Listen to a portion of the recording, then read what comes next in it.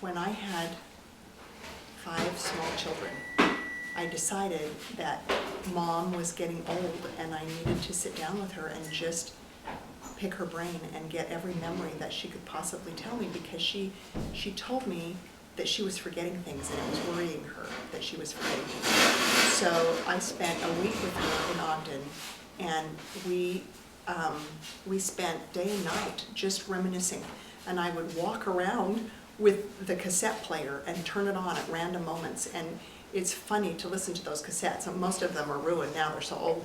But you could hear the dishes clanking because we would be washing dishes and talking, or you could hear the phone ring, or it was very random, and she sometimes didn't even know she was being recorded. Most of the time she knew but forgot, because we were just talking and laughing, and there's interruptions with people talking to us. But in the midst of all that, she remembered a lot of details about her life, and I wrote those all down. This is wonderful, because most of this I don't know about. Yeah, most of us don't. It was the last time that Mom really remembered the details. After that, I tried to get her to repeat some of those details, and it was magical that she had remembered all of those. I mean, that was just the right time, because later on she couldn't remember all of the details that she remembered when that So week. this is a treasure that you've written, to have those memories. It was a treasure. Yeah. She brought me to my college freshman dorm for the first time and dropped me off and gave me jars of canned food that she had made so that I wouldn't be starving my first week. Every time I left her house, she gave me something. Food, some important thing that I could use for me. I never, ever left empty-handed from her house. She was there when I went into the MTC. She was the last person that I saw. Her and Aunt Wanda brought me there. They were all dressed up nice in their suits and sat with me, and that was in the old days when you had to sit through a meeting, and then they said, okay, the family goes out this door, and then the missionaries go out this door. And I remember there my grandma was. She helped me off. Mom sold the house after we had all moved away. Mother had wanted to sell the house before their mission, but Dad didn't want to, so they did not. But I think it was such a blessing, because when he had Alzheimer's, then they could come back to a support group. And then when he died, Mother stayed there a while, and I think it was very good she did, because with Dad having Alzheimer's, people, they'd been in a different place and people wouldn't have known him. But here he was loved and well known. And so I think it was a blessing that they had not sold the home. I did find this. When we were in college, she had a coupon for a photo session. So she took me and my sister to get our pictures taken. Isn't that fun that a grandma would think of that? And when you're in college, nobody wants to take your picture. You had school pictures and senior pictures, but in college, but it was so much fun to me. She'd come get your picture taken. So I did. When she was 80 years old, I passed her bedroom one morning and saw her kneeling by her bed praying fervently. I went on with whatever I was doing, but some minutes later, I happened to pass the room again. She was still on her knees. And I thought, she is still teaching me by her example. I remember the grandma's, a great lady is 80, her 80th birthday, the big McAllister Kaylee thing. I remember it was just one big party.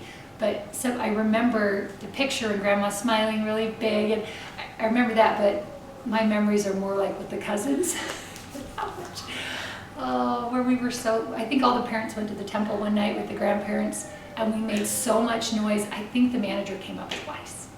After I was married and my husband was on a business trip and I didn't want to stay alone. And so I went and stayed with her for a few days. And how she helped me with my children. She taught me how to crochet and sat by me and, this is how you do it. Okay, now we're going to do this. And this, of course, is one of my favorite pictures of Mom. And we wanted her to have a portrait done, and she just wasn't going to do it. And so I asked all the family if we could contribute and give it to her for Mother's Day. And so everybody gave what they could, and we gave her a fair amount of money. It was expensive because we wanted Busaith to do it. And so Busaith in Salt Lake, they've done most of the Prophets photos, did this picture of her. But she kept the coupon for, 2 or 3 years. And one day I said, Mom, let's just go down to Busaith. So we went down and we went and looked through all their books, and she said, well, maybe I will go and have it done. And so this was done when she was like maybe 85, 86. And I remember when I went with her to buy that blouse, she just loved that blouse. So that is what I'm very happy about. I think she was really lonely, but she didn't want to live with any of us because our lives were so busy and full, and she felt like the world was running by her too fast. When she would come to our home, it was frustrating to her because children were going every direction and a lot of noise, and she needed the quiet of her little condo, but she loved to have us come and visit. And we did often, but we wouldn't stay too long or she'd get worn out.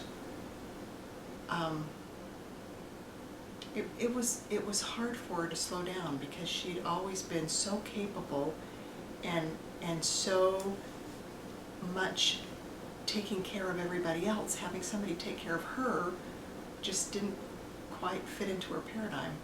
She wanted to take care of other people instead of the other way around.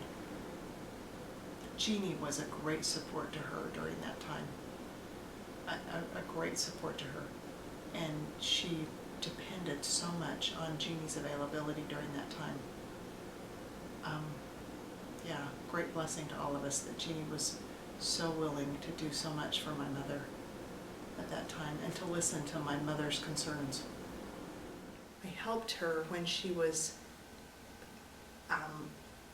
really past using her kitchen. This was when she was in her 80s, and she really was not using her kitchen much anymore, and she was very worried about the things in the kitchen that needed to be cleaned out.